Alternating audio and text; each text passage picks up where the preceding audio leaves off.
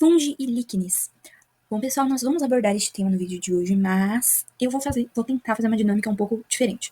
Vou abordar todas as informações com detalhes e depois eu vou fazer um resuminho. Pode ser?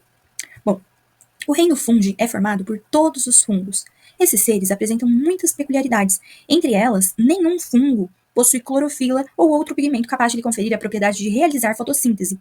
Então, se eles não são autótrofos, ou seja, eles não fazem fotossíntese, eles são o quê? Heterótrofos. Então, eles não conseguem sintetizar o seu próprio alimento. Nesse caso, podem ser saprófitos ou parasitas. Os saprófitos vivem à custa de matéria orgânica morta, que vão decompondo à medida que se nutrem. Os parasitas vivem à custa de outro ser vivo, vegetal ou animal, provocando doenças. Os fungos podem ser unicelulares ou pluricelulares. Neste último caso, que caso? Pluricelulares. O seu corpo é um micélio e ele é constituído pelo entrelaçamento de filamentos chamados hifas. As suas células apresentam uma parede constituída por quitina, não ocorrendo a celulose. A reserva nutritiva é o polissacarídeo glicogênio. Não existe amido aqui no reino fungi. A reprodução pode ser sexuada ou assexuada. Se for assexuada, formam-se diversos tipos de esporos. E os organismos do reino fungi vivem em ambientes terrestres, úmidos e sombreados e até mesmo em ambientes aquáticos. Aqui eu tentei representar o fungo ficomiceto. Tentei desenhar pelo computador mesmo. Não ficou uma representação muito elaborada, como vocês podem ver, mas eu tentei. Fiz ali os esporos, a hifa, mas para uma representação. E então, quando eu tenho um conjunto de hifas, que é essa estruturinha aí que vocês estão vendo, mais esticada, eu tenho o chamado micélio. Tá? O conjunto de hifas é o micélio. Hifa corresponde a um filamento. Vamos falar um pouquinho? Ó, aqui eu deixei outras figurinhas para se ficar melhor. Aí depois vocês querem tirar print dessa ou dessa figura. Bom, vamos falar de eumicetos, que são os fungos verdadeiros. Os eumicetos, os fungos verdadeiros, são unicelulares ou pluricelulares. Nesse caso, o corpo do fungo, que é o micélio, é formado por um emaranhado de hifas. Não formam tecidos verdadeiros, daí a denominação pletênquimas, isto é, falsos tecidos que compõem o seu corpo. São divididos em vários grupos. Então, os eumicetos, os fungos verdadeiros, são divididos em vários grupos. Os zigomicetos, os ascomicetos, os basidiomicetos e os deuteromicetos. Então, são 4 grupos que a gente vai ver aqui. Vamos começar pelos zigomicetos. Existem várias formas microscópicas parasitas de plantas e animais inferiores, além de formas conhecidas por bolores, que têm um micélio formado por hifas cenocíticas, um citoplasma multinucleado, né? Então, zigomiceto. Tipicamente, bolor, mofo, tem o esporângio, tem os esporos, tá? E vamos então falando do zigomiceto, que é bolor, mofo. Agora vamos para os ascomicetos. Das espécies microscópicas dos ascomicetos, a gente tem aí o gênero Saccharomyces. Olha aqui, o Saccharomyces. Esse daqui que eu tô representando é o Saccharomyces boulevard, ou bollard, acho que é bollard. O Saccharomyces bollard. E aqui eu coloquei também a figura do Saccharomyces cerevisiae. Enfim, o gênero Saccharomyces, levedo ou levedura de cerveja, é um fermento biológico responsável pela fermentação alcoólica. Esses fungos são empregados na fabricação de pães, bolos, cervejas, vinhos, etc. Entre as formas macroscópicas dos ascomicetos, podemos citar os gêneros Penicillium, que é o produtor de antibióticos, né? Aqui, ó. Penicillium. Penicillium vai fazer o quê? Produzir a penicilina, que é o nosso querido antibiótico. Outro gênero das estruturas macroscópicas ascomicetos são os aspergilos, que se desenvolvem sobre os grãos. Que grãos? Milho, arroz, amendoim, etc. Aqui, ó, os aspergilos. Esses aspergilos produzem uma substância tóxica e cancerígena chamada da aflatoxina. Aflatoxina. O que são as aflatoxinas? As aflatoxinas são toxinas produzidas pelos fungos aspergilos, mais especificamente pelas espécies aspergilos flavos e aspergilos parasíticos, que podem contaminar alimentos e provocar sintomas como náusea, icterícia, dor no abdômen, convulsões, se forem ingeridas em grandes quantidades. Mesmo em quantidades pequenas, as aflatoxinas podem causar riscos para a saúde, como alterações no crescimento em crianças, diminuição da imunidade, problemas no fígado quando ingeridas ou inaladas por longos períodos. Pessoas, por exemplo, que trabalham em armazéns de grãos, fábricas de rações ou indústrias de processamento de alimentos, por exemplo, também podem inalar as aflatoxinas transportadas pelo ar, o que aumenta ainda mais o risco de desenvolverem estes problemas de saúde. E outro gênero macroscópico dentro do grupo ascomicetos é o neurospora, muito utilizado em pesquisas genéticas. Olha aqui o neurospora. Eu achei um máximo aprender um pouquinho mais sobre o neurospora e analisar e associá-lo às pesquisas genéticas, então eu vou conversar um pouquinho com vocês a respeito desse Neurospora, que é um grupo dentro dos ascomicetos, né, um gênero. Bom, o sequenciamento de genomas, como vocês provavelmente já sabem, vem permitindo que estudos regulatórios possam ser realizados mais profundamente. Nas células vivas, os genomas não têm apenas o DNA, mas tem também uma grande quantidade de proteínas que interagem com o DNA e modulam a expressão gênica.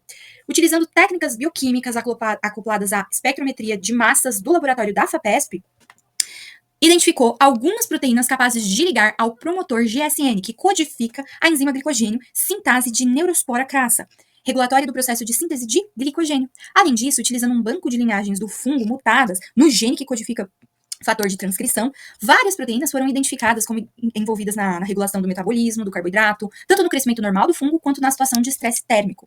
Alguns dos fatores de transcrição identificados apresentam ortólogos funcionais depositados em um banco de dados e outros foram anotados como proteínas hipotéticas. Os principais objetivos da pesquisa que eu citei da FAPESP são investigar como as proteínas ou os fatores de transcrição com funções biológicas já conhecidas atuam na regulação do metabolismo de glicogênio.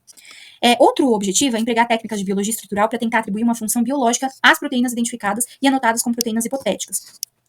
Eles também querem, o laboratório da FAPESP, né, com essa pesquisa do Neurospora, também quer realizar estudos de caracterização bioquímica, por exemplo, identificar proteína parceira, identificar a localização celular das proteínas promissoras do ponto de vista regulatório. Outro objetivo é investigar se as alterações na regulação do metabolismo do carboidrato podem estar correlacionadas com modificações na estrutura da cromatina. Então, pesquisas aprofundadas sobre o Neurospora contribuem demais para o estudo da genética. Bom, os ascomicetos, ainda falando dos ascomicetos, são pluricelulares, com micélio formado por hifas dicarióticas. O que seria dicariótica? Cada célula com 2 núcleos. São representados pelos cogumelos de chapéu.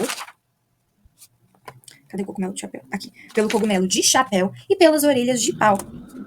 Muitas espécies são comestíveis, por exemplo, o champignon, e outras são tóxicas. Também, outro gênero comestível é a trufa. A trufa é um corpo frutífero subterrâneo dos fungos Tuberaceae.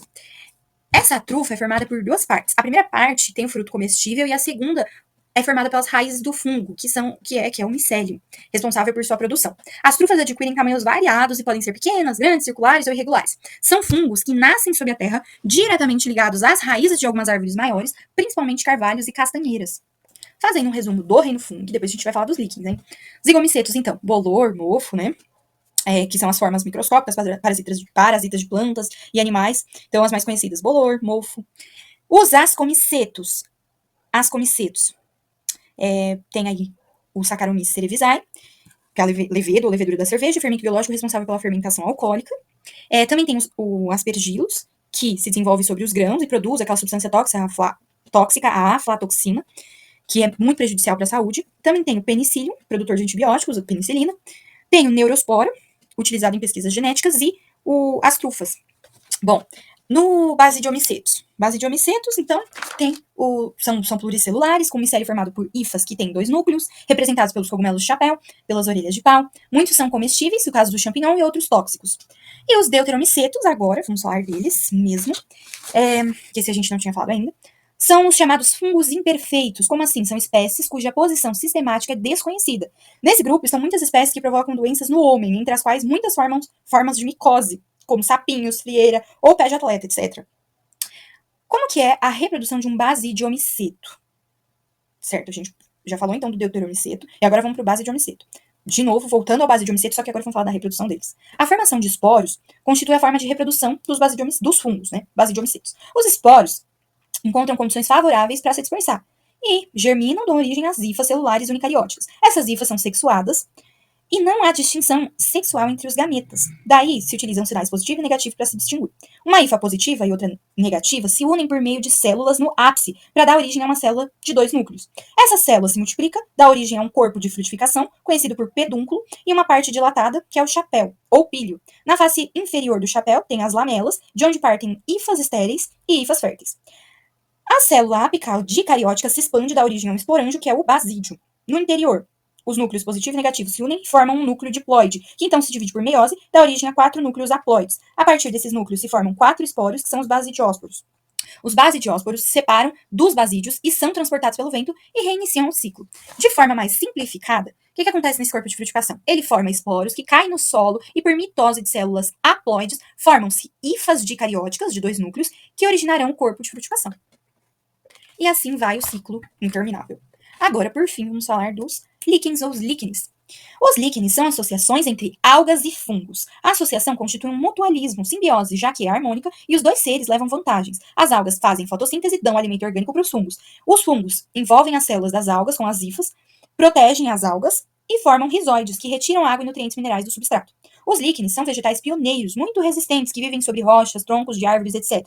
Quando vivem sobre rochas, produzem ácidos que promovem a decomposição, preparando o solo para a vinda de outros vegetais. A reprodução desses seres é feita assexuadamente por meio de sorédios ou propágulos, que são verdadeiros fragmentos do corpo do líquen, constituídos por hifas do fungo que envolvem algumas células da alga. Os sorédios são transportados pelo vento e dão origem aos novos líquenes, quando caem em ambientes favoráveis.